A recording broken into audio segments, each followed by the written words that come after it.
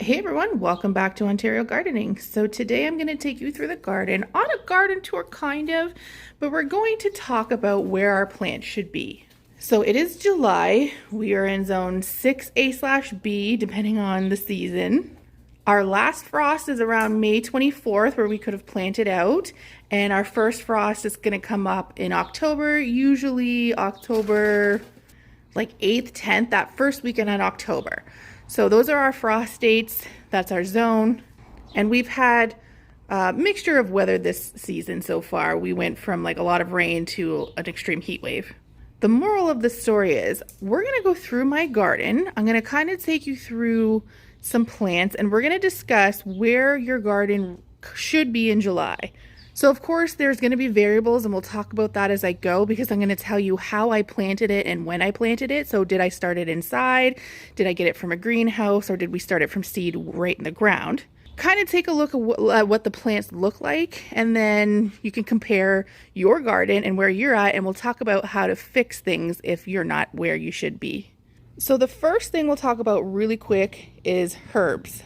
So that can be medicinal or for food, whichever. Most of them to be either flowering or harvestable at this point should have been started inside or purchased at a greenhouse. So that's what's going on here. I've got some calendula, we've got chamomile. These are all being harvested. Almost every day I'm coming out here and popping the heads off of my chamomile because we've got nice big plants because we started these out ahead of time and then planted them as little seedlings come May. So let me give you a comparable on the chamomile of something that was just planted by seed. So this was transferred out as a transplant at the end of May, and this chamomile was planted at the same time but via seed.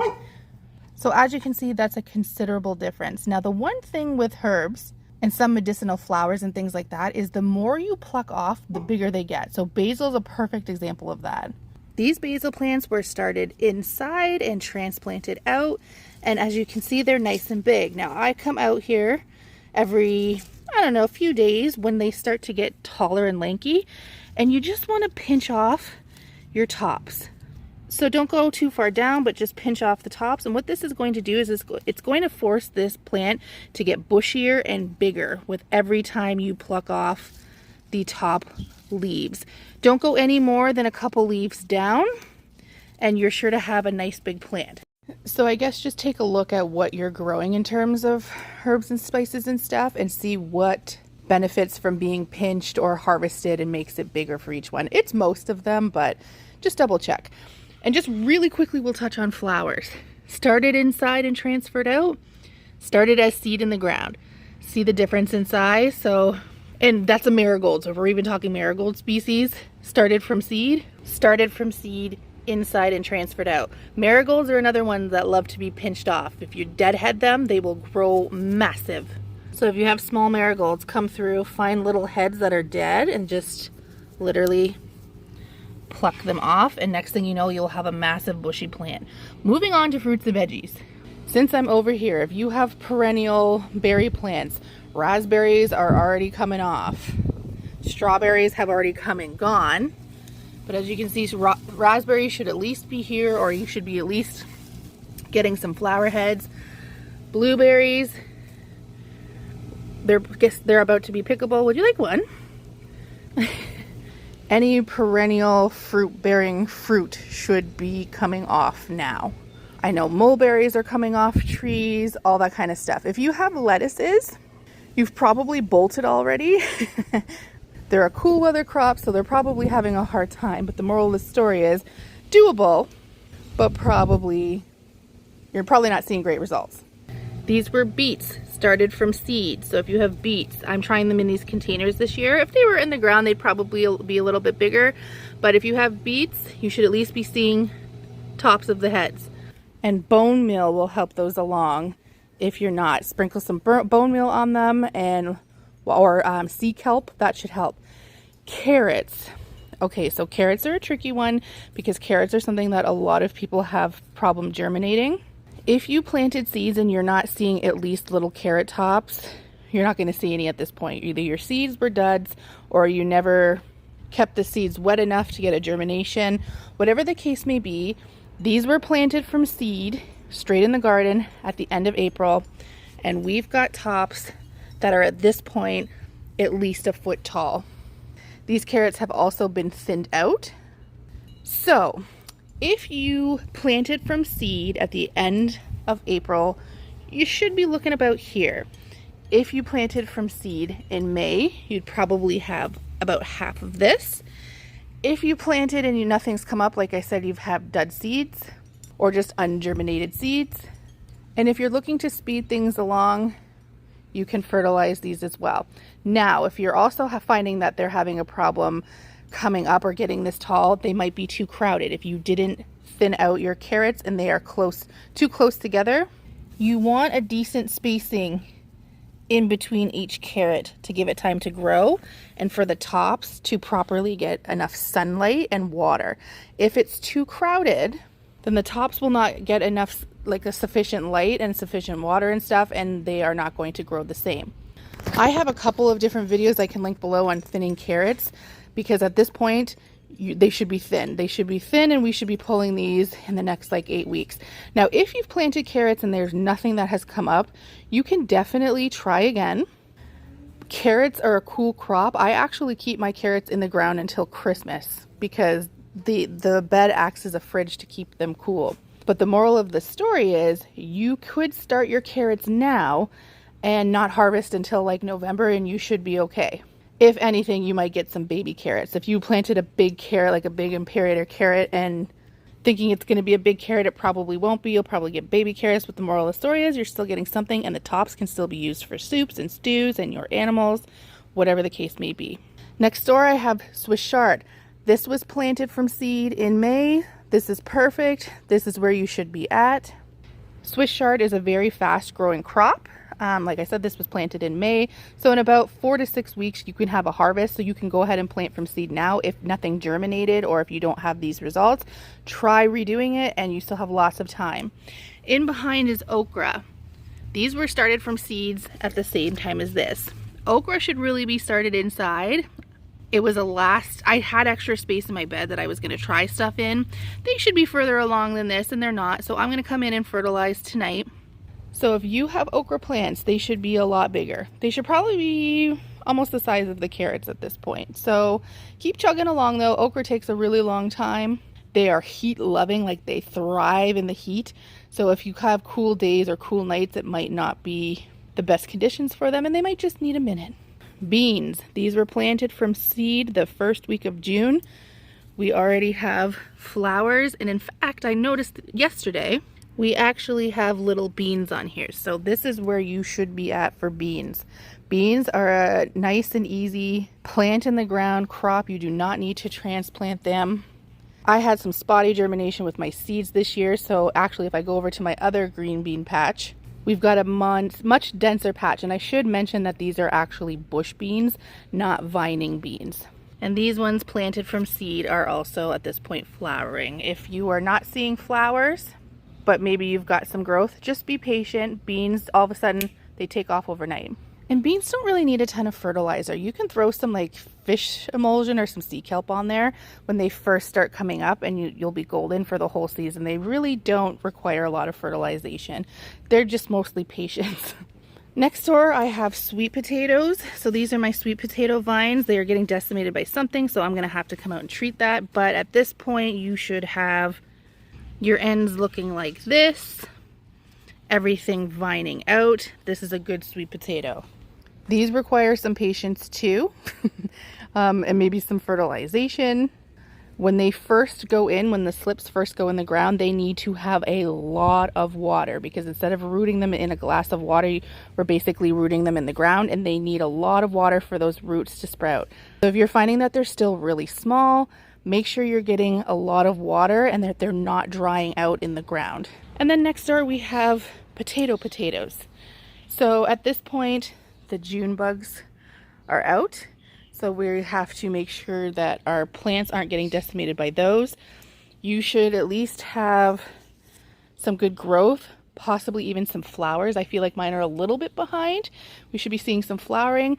Once the flowers, you can stop fertilizing. If they are not flowered yet, you can continue to do so until you see those flowers. if you are not seeing growth like this at this point, I mean, you can fertilize and leave them, but it's quite possible you might not see a good crop this year, because these are something that kind of need to be, these were planted from, the slips were started in the house in January and planted out once my frost passed in May, and these were planted out at the beginning of May as little chitted potatoes that I had sprouted. So moving on to next door, I've got peppers. So your peppers, they may not be this tall, they might only be halfway tall, but at this point you should be seeing flowers.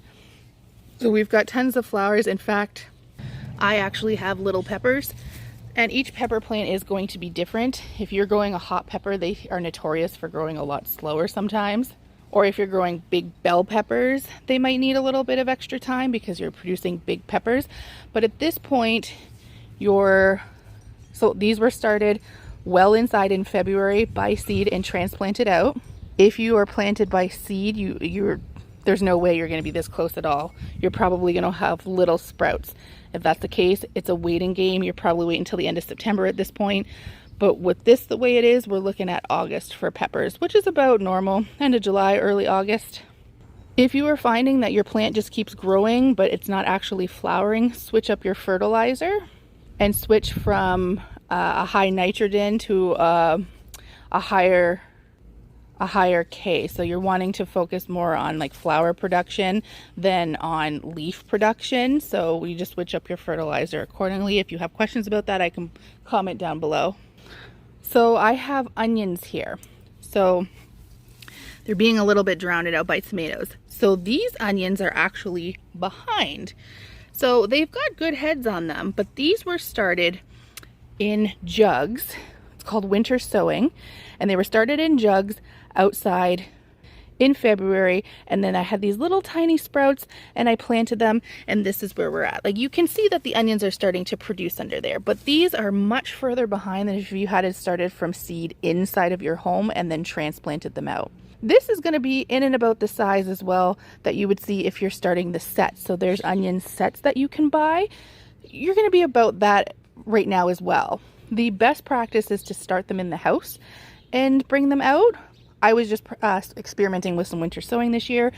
Obviously we're successful, we're getting onions, but they should be about as big at this point of head working along as this onion here. So again, making sure it's getting fertilized and it's getting enough water and light.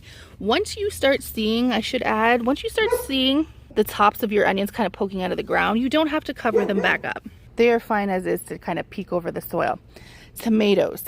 Okay, here's my tomatoes. So these are determinate tomatoes, meaning they will not get much bigger than this because they are a determined size. If you have indeterminate tomatoes, they're probably touching the top of all of your trellises by now and going wild. These were started in the house by seed, but these were started in the house by seed, and their next door neighbors that are only a little bit smaller were started much well after that, probably a month to a month and a half afterwards, and they're catching up just fine. If you planted from seed in the ground, you're probably not more than a foot high at this point. You probably are not producing flowers or fruit or anything. But if you started your tomatoes inside the house, or if you bought them at a nursery that were started inside of a greenhouse and you planted them out, which I did at the end of May, you likely at least have flowers. I personally have fruit that should be ready, and that's on par with where we're at. Usually if you're buying bushels of tomatoes from your farmer's market to do any canning, you are looking at like mid-August. So we are at July 8th right now. These are slicers. We've got Romas over here that are starting out, and that is definitely on point with where you should be in July. Tomatoes are one of those things that you kind of have to be diligent with starting in the house and making sure you get out, because there is kind of a selective window. So come September, when the nights are getting cooler, the days are getting shorter, tomatoes just don't do well. It's usually end of September that we're ripping these guys out. So you definitely want to harvest by the first week of September. So if you are too far, like if your plants are only like half the size and you're not seeing flowers and stuff, don't pull them out. Leave them and do an experiment and see if maybe in your area you can get some. Just don't be sad if you don't, is all I'm saying. But green tomatoes are great for frying up. Fry green tomatoes. I have a recipe. Look at my recipe section and you'll see. Cucumbers. So I am pretty far behind on cucumbers this year, and I already know that. Usually at this point, so pickling cucumbers are out at the farmer's market, and big cucumbers in reality should be like within the next 2 weeks and behind. So I have this is my best plant. All of my other plants are being drowned out by other plants. It was not a good year for cucumbers in my house.